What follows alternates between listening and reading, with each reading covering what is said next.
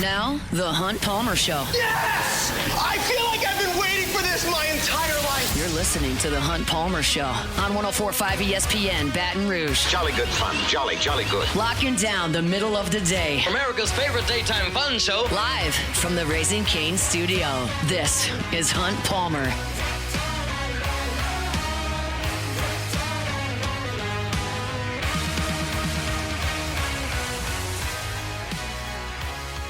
Hour 2, Monday edition of the Hunt Palmer Show, 104.5 ESPN Baton Rouge. Appreciate you hanging out with us. It's LSU Bama week. Not going to get too deep into those weeds today. Frank Wilson gave a couple of updates today that we'll talk about coming up in our next segment. We'll have Denton Day in 30 minutes talking college football from a national perspective. But this is a time every single week where I go back over my SEC picks from Friday and see what we have done.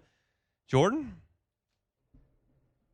I think you had a good week because a lot of things that I had didn't hit. So I know you had the exact opposite on a couple of those. 4-2. Yeah, I know. Second winning week in a row. 4-2. We had Vanderbilt plus 3.5 backdoor cover. In the back door for the Doors. They had 21 unanswered late. I had Georgia minus 7.5. That one did not hit. Yeah. Had Mississippi State catching 4.5 points. They won outright in Fayetteville. Excellent work there. I had Ole Miss minus 11.5 against South Carolina. They smoked the Gamecocks. Also had Oklahoma plus 2.5. Win. That was a victory there. And then I had the wrong coach getting fired in the Auburn Kentucky game. I had Stoops getting fired. Freeze got fired. Yes. So I missed that one. But I did get home with 4 wins and 2 losses in the 6 games. So let's talk about it. Got to start with Hugh Freeze and Auburn. I'll be honest. I thought that hire was going to work. I don't really care for Hugh Freeze. I've talked about that a lot. I don't know the man. Just seems from afar to not kind of be the vibe I'm looking for. Yeah. But no doubt he won a ton at Ole Miss. Then he took his time off, went to Liberty, won a ton there.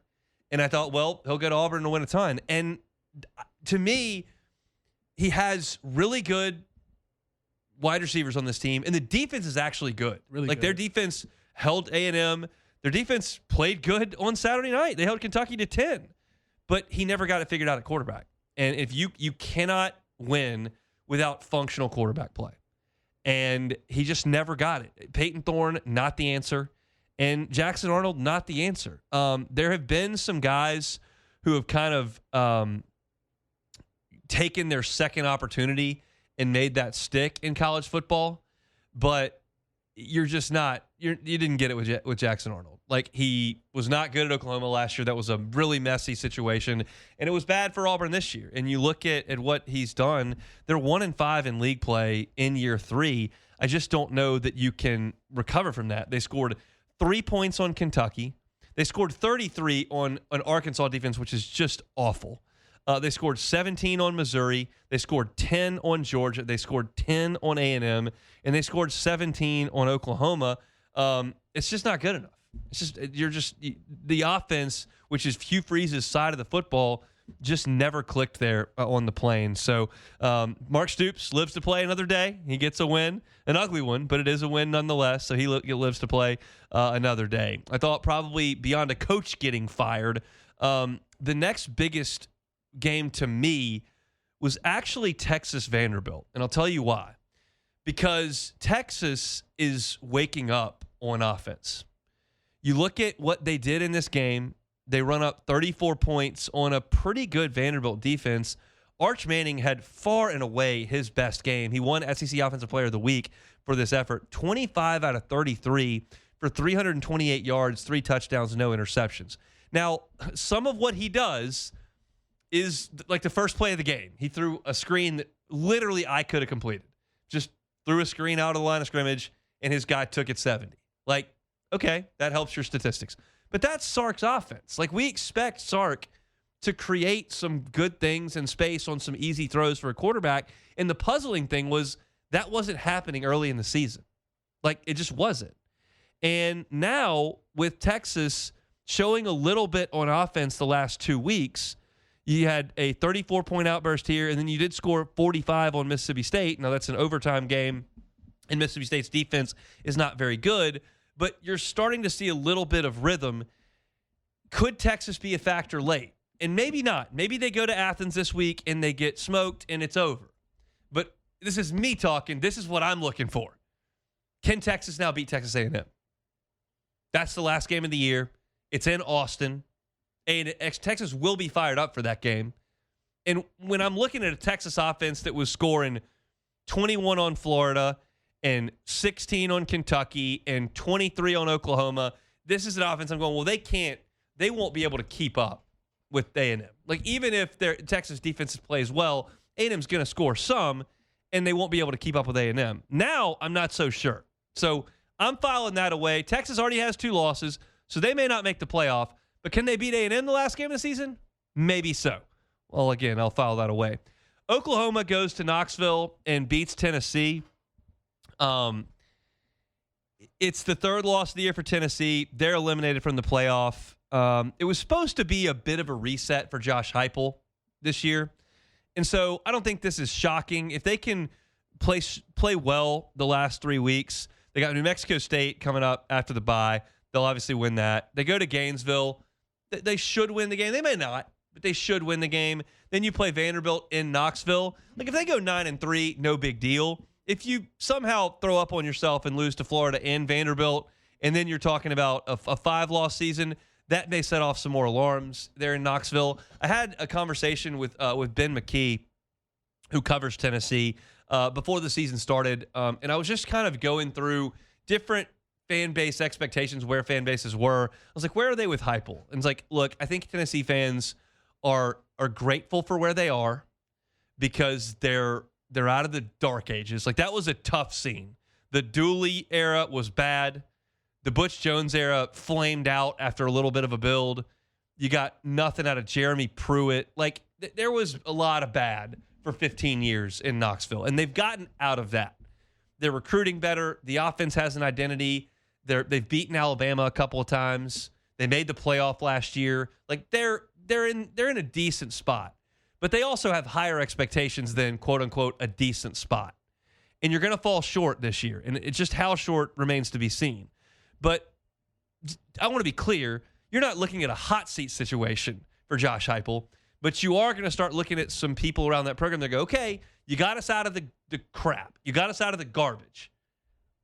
When's the next step? When are we going to get to where we think we should be? We think we should be where Georgia is right now. We think we should be where Bama is right now. We think we should be where these teams that are perennial playoff teams are. And whether or not that's realistic to you, the LSU fan that's listening to me, doesn't matter. That's how they feel in Knoxville. This is a year that's going to go by where you didn't get it done. So you hadn't beaten Georgia. Like, you haven't taken that step. You got clocked by Ohio State last year in the playoff. You haven't played for an SEC championship. Like, when's the next step? That's what they're looking for in Knoxville, I think. Speaking of the next step, Jeff Levy won a conference game. Nice job, Jeff.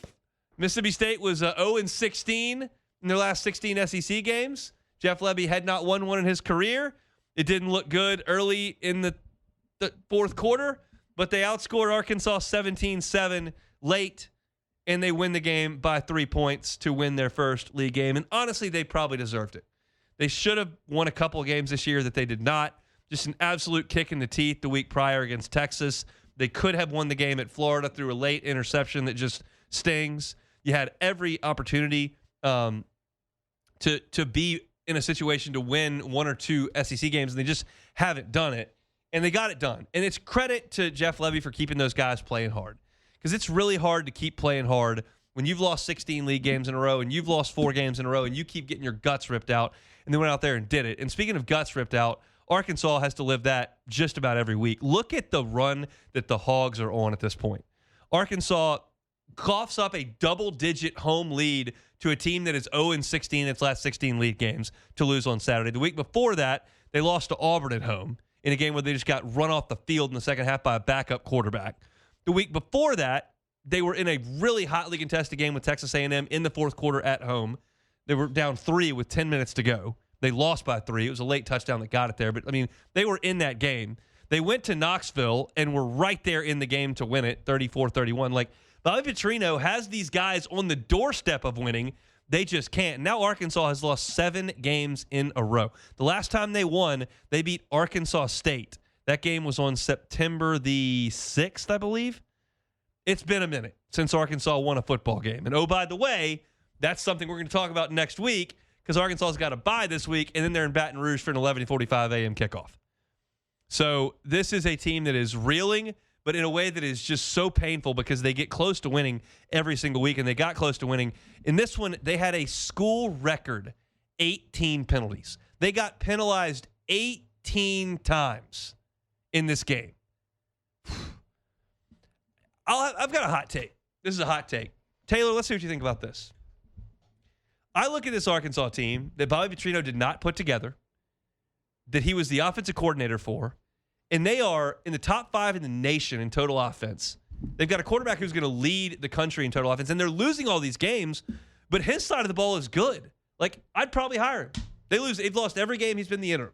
I would probably hire him. His side of the ball is good. You could hire Chad Morris in 2 seconds in Fayetteville. You go 0-8 before you can blink. I think they're gonna hire Bobby Petrino. No. Remember, we all clowned him last year. If he goes 0-8, Sam Pittman's gonna bring in his replacement, his ultimate replacement. They already named him interim. I kind of do. I mean, plus look at all these job openings. How high up is Arkansas in that pecking order? Like, who are they going to realistically get? But I mean, if he goes 0-7 in the SEC, you think they're going to hire him? No, he's got to win one. Well, I got news for you. It probably needs to be this one in Baton Rouge. Because they go to Austin. I mean, they can beat Missouri and Fayetteville, sure. But, I mean, his side of the ball is scoring 40 every week. Like, you know how bad it can get in Fayetteville. Bielema had an 0-8. Morris had an 0-8. This looks like 0-8. John L. Smith had an 0-8. Like, you can go 0-8 real fast in Fayetteville. Bobby Petrino, I don't like the guy. He's a snake, but the guy's scoring a lot of points. And then you got Georgia, Florida, just another gut check for Kirby's team. And guess what? His team is prepared for a gut check. They are not the absolute dominant force they were for a 3-year stretch there, where they were just almost unbeatable. But they're tough, and they make plays to win games. They just do. And sometimes they win an ugly 24-20 game against Florida, and sometimes they get into a high-scoring affair like the one against Ole Miss, 43-35. They get into an ugly one on the Plains and win 20-10 over Auburn. They got in a back and forth in Knoxville with that offense and won 44-41. That's what you can say about Kirby's program right now. Like, it's not the dominant force it was, but they know how to win. He knows how to win football games, and they do it just about every single Saturday. So that's a look around the Southeastern Conference here. Frank Wilson was at the podium earlier today. We'll let you know some of the things that he had to say. Then we'll check in with Denton Day coming up in 15 minutes. It's Monday edition, Hunt Palmer Show. The Hunt Palmer Show. Genesis of Baton Rouge. GenesisofBatonRouge.com is the website. Every car that's on the lot is online at GenesisofBatonRouge.com. Holidays are coming up. Thanksgiving is coming up. Christmas is coming up. If you're going on a road trip and you don't want to put those miles on your vehicle, and you also kind of want to just see what it's like to get behind the wheel of a Genesis, they have rentals. They can get you a rental.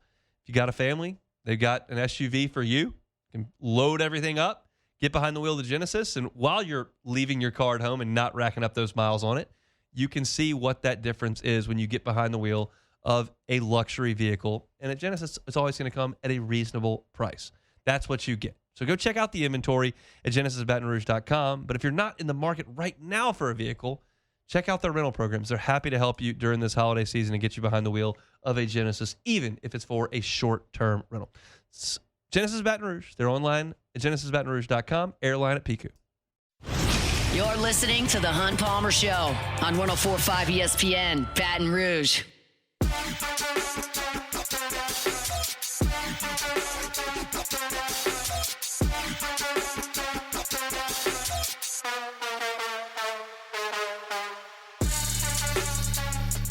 All right, Denton Day coming up here in 15 minutes, talking national college football storylines. Back home front, LSU, Frank Wilson, his first Monday press conference as the interim head coach. LSU gets ready for Alabama. First housekeeping order at noon today. It was announced that LSU and Arkansas will be an 11:45 start time on the SEC Network in Tiger Stadium. So morning kickoff in Tiger Stadium. I know that doesn't make a lot of folks super happy. I don't love it either, but as I've said many times, I will take it. I would prefer they play that game at 7 o'clock at night, but if you're going to get me off the air at 5:15, I'm going to take it.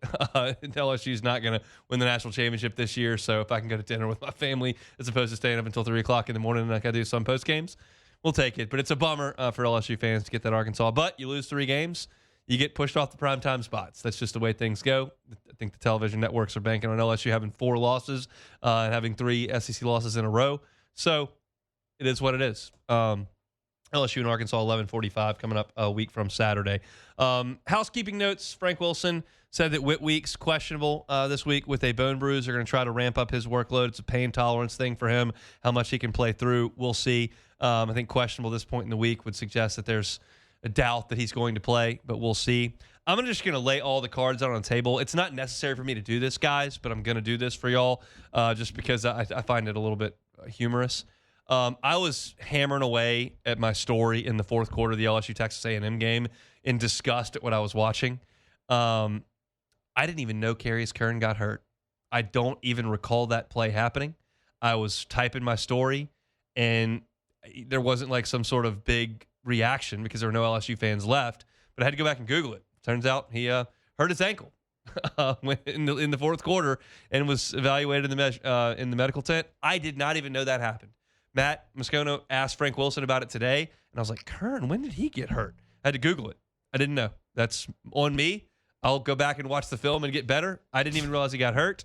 But, questionable for this week. Carius Kern is questionable. So there are some options for LSU at left tackle. Tyree Adams is not one of the options. He's out, high ankle sprain, had tightrope surgery. He's not playing in the game on Saturday. So Kern cannot play.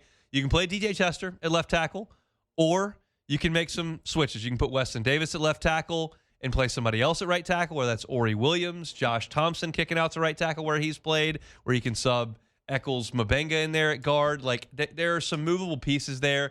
But Brian Kelly said that Josh Thompson was not an option at left tackle. Brian Kelly's not there anymore, so I don't know if that's now an option at left tackle. But right now, you've got a question mark there because you may not have your top 2 options at left tackle in Tyree Adams and Carius Kern. So if you got to play DJ Chester at left tackle, that's just a tough spot for him. I feel bad in some respects for DJ Chester. DJ Chester is probably a guard. Like, all indications are that he's a guard. As a redshirt freshman, he was told to play center. And this year, he's the 6th man, but the tackles keep getting hurt, so he's having to play tackle. So I think it's a situation where you've got a young man who has a skill set, but it's being misused based out of necessity. And Brian Kelly said this back early in the fall. He said, like, I feel bad for him because he's being asked to play out of position, basically. And what it comes down to me is I look at, like, I feel like theoretically you should have someone ready as a backup at all 3 spots, at tackle, center, and guard. And to have one guy at the ready for all that, where he's having to cross-train at every single spot, is a tough ask. Because it's a different thing playing right guard and playing left tackle. And you're asking DJ Chester to be proficient at center, where he's the backup, then to be proficient at guard, and then to be proficient at either tackle, right or left. And while he has played more left tackle because Kern went in at right tackle when Davis got hurt, part of that was because you had a targeting foul situation with Chester and he couldn't play. So there's a lot of moving parts up on LSU's offensive front. And I can't help but think that does play a part in LSU's inability to get a lot of stuff going on offense. I did not say it was the downfall of the offense. I think there are a lot of factors at play there. But I do think that it would help if there was a little more continuity and a little bit more position specificity where you had guys locked in at places instead of, just kind of whatever opens up, go. How do you work on that at practice? Like, where do you take your reps? That would appear to me to be a difficult spot to put him in, but that's kind of where they are. And you heard more today from Frank Wilson. This will kind of be my last talking point on what Coach Wilson had to say at the podium. More about running the ball. And he's not shying away from this. Like, they asked him again about the running game, and he said, this is a huge emphasis for us. So, like, at this point, Bama's going to know that LSU is coming to Tuscaloosa with the intention of running the ball a significant amount of times. So we'll see how that works out.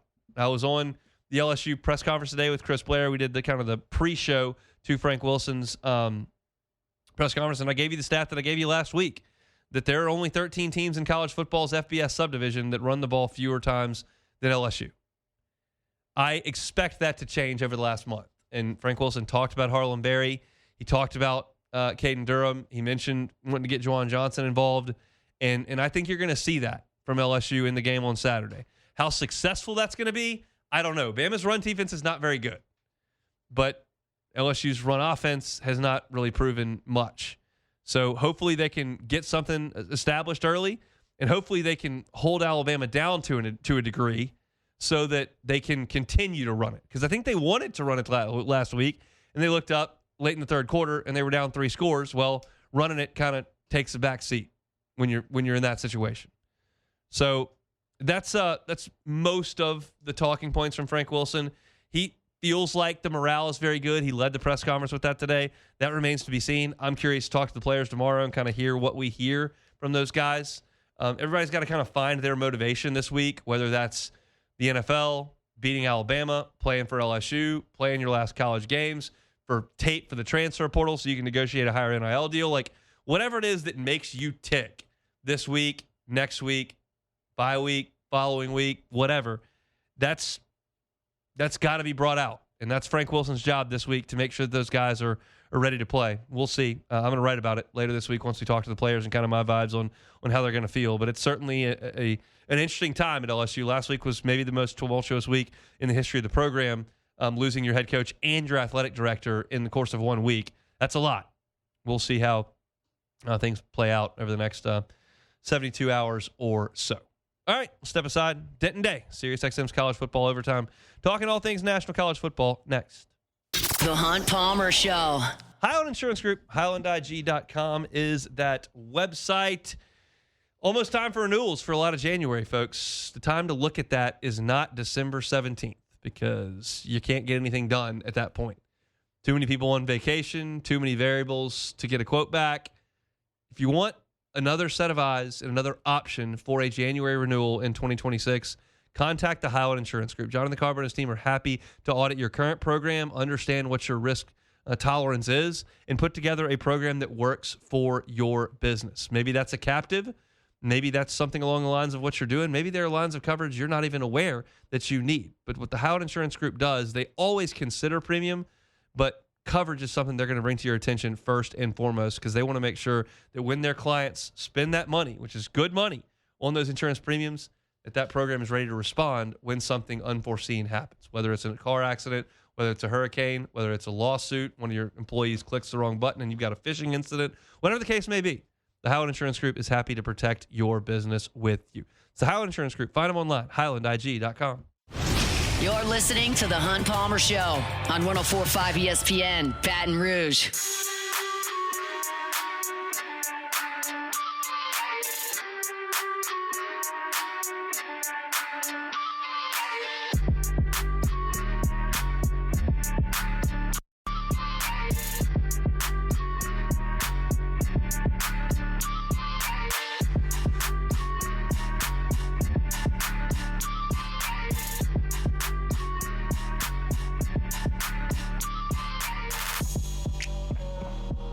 All right, let's talk some national college football storylines. Denton Day, SiriusXM College Football Overtime Fridays and Saturdays with us on Mondays. Joins us now on the Jim's Firearms Hotline. Before we get to college football, I guess we got to talk sad injuries. How we doing?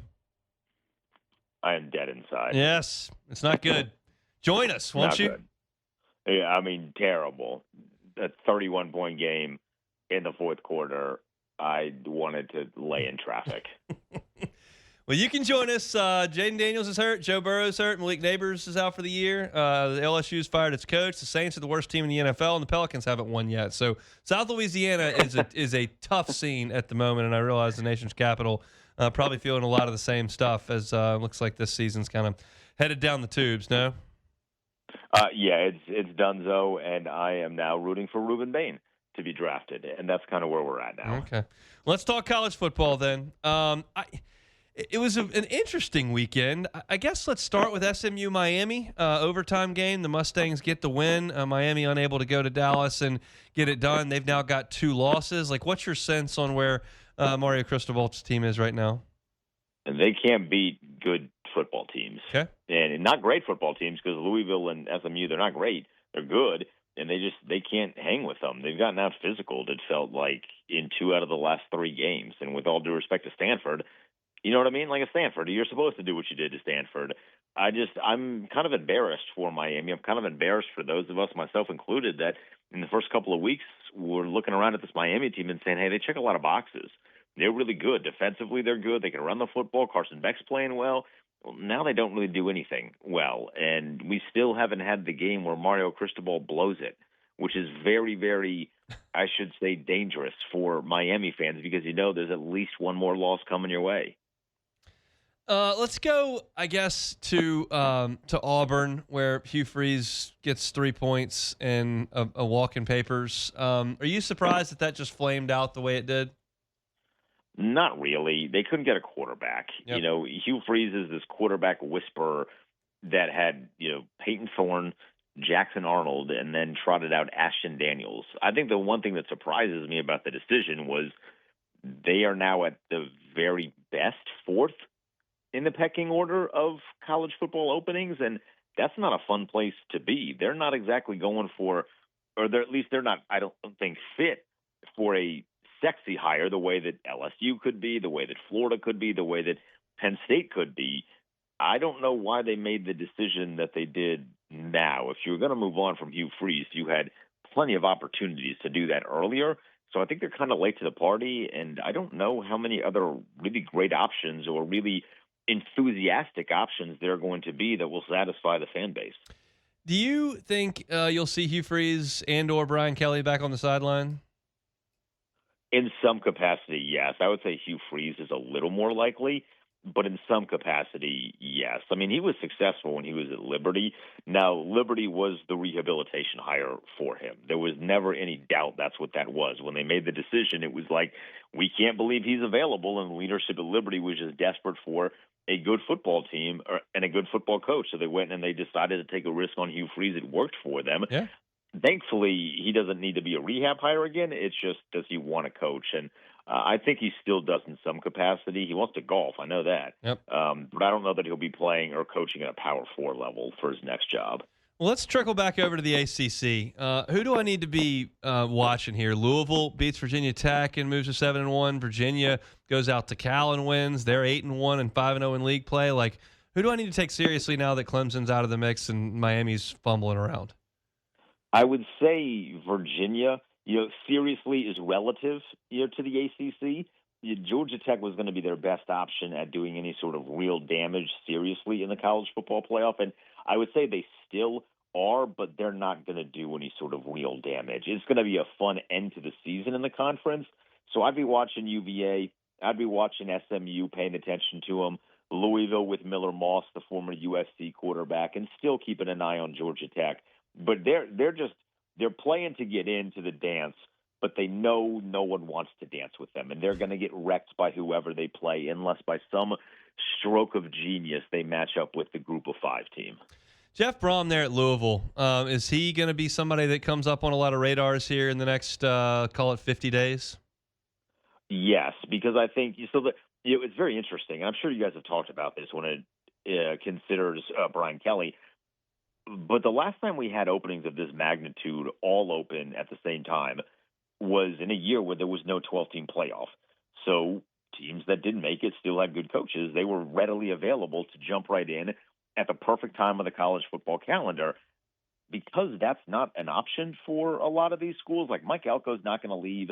I don't know that Lane Kiffin's leaving Ole Miss if they get to the playoffs, or if he does, he's going to leave after they get done. And by the time they get done, potentially that's, deep into January.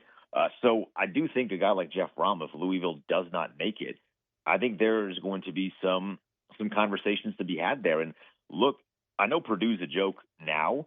Purdue was pretty good when Jeff Brom was the coach. They played spoiler to a lot of really good teams. He's a really good offensive mind, and if the goal for him is to get into the SEC, I think he could be an option potentially at a school like an Auburn or an Arkansas. It just becomes a question of, does he want to leave his alma mater of Louisville that he did leave the Big Ten for? Does he want to leave his alma mater to go back into one of these Power 2 conferences? It's a little bit coincidental that these coaches are all at their alma maters, between Dillingham and Key and Brom, and I mean, it's just that's it's an interesting thing that may play a role or may play no role at all. I mean, John Cohen left Starkville in the dead of night to go be the AD at Auburn. So I'm curious what your thought is on those guys and their ties to what is thought of as home. Well, we are going to see, in the great words of Ted DiBiase, everybody has a price. Yeah. We're going to see what some of these guys' prices it ended up being, right? Because I do think there is something that is really cool about coaching at your alma mater, and the idea of taking your alma mater kind of the way that Dillingham did last year. He took his alma mater to the college football playoff. There's something really cool about that maybe money can't buy.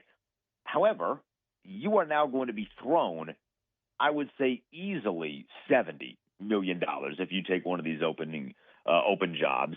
Likely a lot more than that. It really just depends on the years of the contract. I like Arizona. I've been there a couple times. I don't have the ties that Kenny Dillingham does. I also don't have $70 million. Yep. And if someone wanted to give me $70 million, like I grew up here in Washington, D.C., Hunt. If you want to give me $70 million, I will leave Washington, D.C. My wife will leave Washington, D.C. Like, we're not that tied to this area, right? So if you get to these conversations and it's $70, $75, $80 million, it's a lot easier to leave the place that you love so dearly as an 18-year-old. Speaking of those coaches that are at their alma mater, Clark Lee is one of those. His team drops a 3-point decision thanks to a 21-0 fourth quarter and a little backdoor cover there in Austin. But Arch Manning, SEC Player of the Week. Any chance Texas is going to play some spoiler here down the stretch and maybe even get in? They've got to go to Athens, and they welcome Texas A&M to finish the season. What are your thoughts on the Longhorns in November? I think they can play spoiler, and they can very much get in. I am of the belief, I think I've told you this multiple times, I think a 3-loss team gets in. And Texas, at least to this point, a win over top 10 Vanderbilt. Now, granted, that was at home, but still, Vanderbilt was 9. That's a win over top 10 Vanderbilt, a win over, at the time, a top 10 Oklahoma team. And then if you beat Georgia or Texas A&M, which they would have to do, want to beat one of those 2 schools, you got to think that Georgia's going to be top 5 when they play them more likely than not. Texas A&M might still be top 5 when they play them more likely than not. I do think if you can, even if you're a 3-loss Texas team, if you have a top 10 win over Vanderbilt, Oklahoma, and then potentially a top 5 win at the end of the season over either Georgia or Texas A&M, not only could you potentially spoil Georgia if you end up beating them, but then you would catapult them, I feel like, in the rankings. So I think they kind of have, we call it a sandwich in gambling. They have an opportunity to do both things. They can play spoiler and still get in, which is a pretty unique case. What about Vanderbilt over the last month? This is kind of what they are, I think. I mean, they didn't play perfect football against Texas, and the reality with Vanderbilt, as fun of a story as they are because of Diego Pavia, they have to play perfect. And when they don't play perfect, they lose football games. We saw that against Alabama. We saw that against Texas. The backdoor cover was great. That fourth quarter was great, but because you got yourself in a 17-0 hole so early in the first quarter, it felt like you were kind of screwed from that point on. So they have to play perfect football. I think there's still an avenue for them to get in. I think there's a lot of SEC teams over the final month of the season that are going to be jockeying for a couple of spots, but I think they're going to have to play really good football the rest of the way. And I think Vanderbilt has to win out. I don't think they've done nearly enough to get in if they have 3 losses. Yeah, and it's doable. I mean, Kentucky and Auburn are very beatable. Then you got to go to Knoxville and see what you can do in that one. So we'll see. But Vanderbilt's a 7.5-point favorite over Auburn in Nashville coming up this weekend. Brief look ahead to this coming weekend. I guess we'll start with A&M at Missouri. Give Eli Drinkwitz's boys any shot there against the Aggies coming off a bye? It's certainly a shot, but I have closed the door on just thinking that Texas A&M is not very good anymore. Yeah. I still have questions about Marcel Reed, and I still think there are going to be throws that he makes that leave you scratching your head both positively and negatively. But I think Texas A&M as a whole they're such a strong team defensively. They're really, really good, and Marcel Reed does plenty enough to be able to win football games with the defense that he's playing with. So I think. Maybe Missouri stays with them into the fourth quarter, but in the fourth quarter, if it is still a football game, I think Texas A&M pulls away pretty easily. Home team headed to Tuscaloosa, LSU at Alabama. Interim bump, you believe in it? I do believe in the fired coaching bump, but we kind of saw this weekend with Georgia and Florida. I don't know what the protocol is when there's a fired coaching bump with a bye week in between, because I feel like all the other times we've seen it this year, coach gets fired and then immediately you turn around and something cool happens. So I don't know what it's like with the bye week in between. I need more data. I do not feel good about the home team going up against Alabama this weekend, but we've seen crazier things in the sport, and that's why we love it. We'll see. Tigers and Tide just after 6:30 from Tuscaloosa on Saturday. Denton Day every Friday and Saturday. SiriusXM's College Football Overtime. He's also with us on Mondays. Thank you, sir. Hunt, I appreciate it, man. You bet. He is Denton Day. We'll come back. I want to put a quick bow on the World Series, which is awesome on Sunday. We'll play some Take It or Leave It and get on down the road. That's next. The Hunt Palmer Show. Swing Easy Golf Club in Baton Rouge, swingeasygcbr.com. Great place to work on your game. Now we know it's starting to get dark a little earlier, so you don't have as much time to leave work, go work on your game, or squeeze in 9 holes like you might be able to in July or August. But you can always do it at Swing Easy Golf Club, because you can play 9 holes in 35 minutes on the simulator. You can play 9 holes in 15 minutes probably on your own ball. It's just a completely different way to have some fun, play golf, even work on your game, independent of the conditions outside. Cold, hot, dark, light outside, raining, not, doesn't matter at Swing Easy Golf Club. They're on Seagan at Perkins. They got 3 bays with those golf simulators designed to have some fun, open a beer, unwind, or work on your game on the driving range setting as well. You can bring some friends. You can go alone. A lot of different options, but they're all very much enjoyable. So go by and see him, Seagan at Perkins, or find the website swingeasygcbr.com. It's the Swing Easy Golf Club, swingeasygcbr.com. You're listening to the Hunt Palmer Show on 104.5 ESPN, Baton Rouge.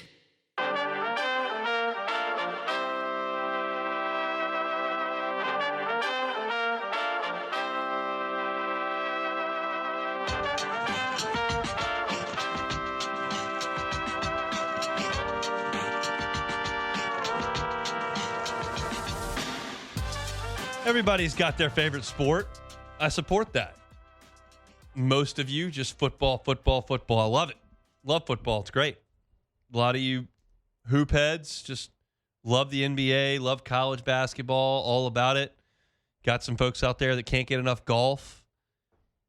Not a lot of hockey fans here, but certainly exists out there. And you got folks that are just so in on MMA or maybe locked in on NASCAR. Everybody's got their favorite. You're never going to pry me off baseball. Never. It's my favorite, and Saturday night was so enjoyable. I was sitting there watching that game, and I did not have a dog in the fight. A lot of people hate the Dodgers. I don't hate the Dodgers. I have no feeling at all about the Blue Jays, and I was just riveted as that game got towards the wire. And you got the home run in the 9th inning to tie it, and then you go to extras, and you get the home run from the Dodgers, and then you get an opportunity to tie things for Toronto and ground ball to second. And the second baseman's falling down, and then you hit the ball to the warning track, and the 2 outfielders collide. Then you got an opportunity later in the game, and you got first and third with the tying run on third base, and you bounce in a double play. And like the amount of times the Blue Jays could have seized that thing and won it, I don't know if you recover from that as a Blue Jays fan. Like, you just don't get a lot of shots at that. Now, if you're the Dodgers and you have an ownership group that operates the way that ownership group does, you do get more shots at it. Because that ownership group has determined that they are not really interested in what the cash flow is. They're interested in winning games. And there are a lot of people that hate the Dodgers because they've bought up this team. And that's what they've done. They've bought up a team. Their front office is great. They draft really well. They develop really well. But the nucleus of this team, Freeman and Betts and Ohtani and Snell and Yamamoto and all these guys they brought in, they bought. So, like, these are not guys that came up in the Dodgers system. Like Max Muncy is, but not a lot. They bought it. And I support that. I wish the Cubs would spend more money like that.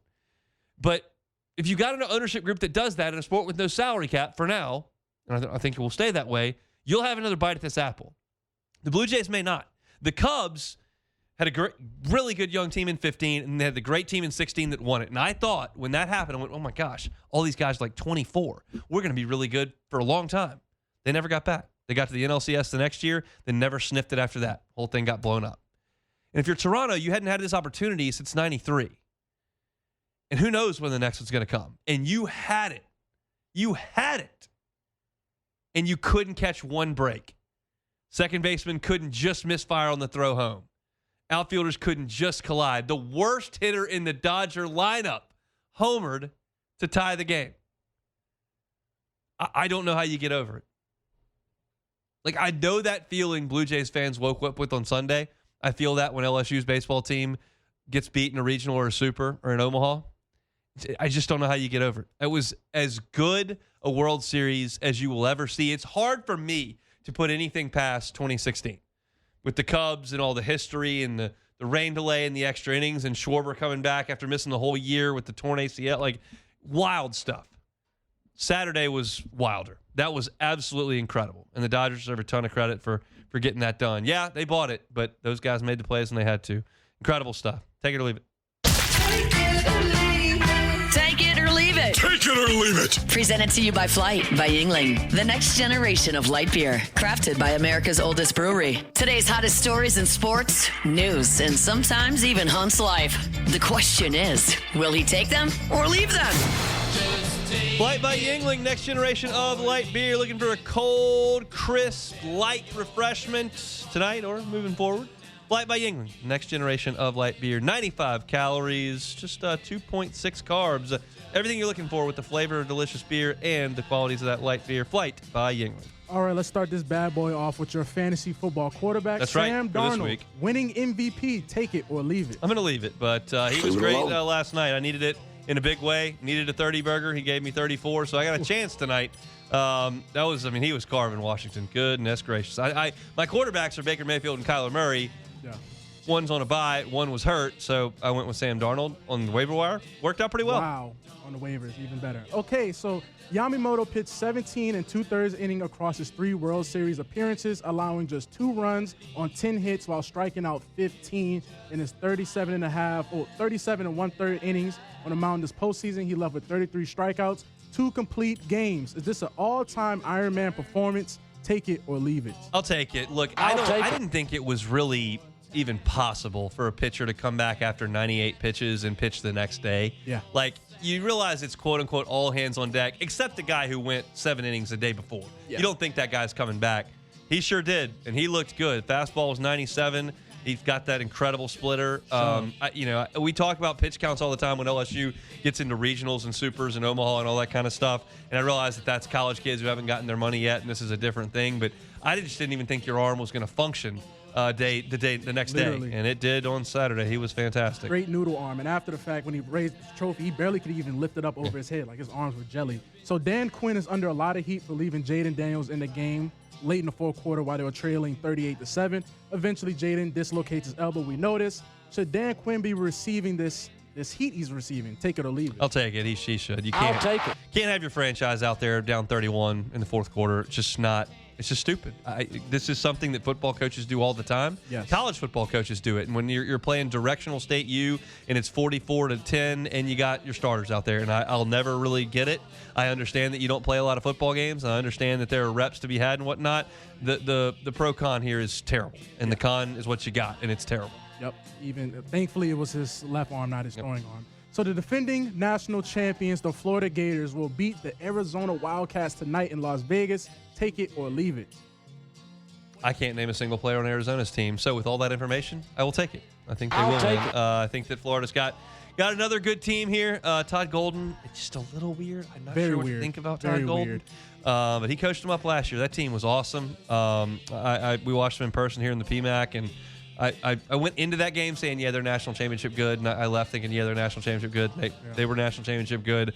They've got a Walter Clayton. They got to replace. He's just a superstar.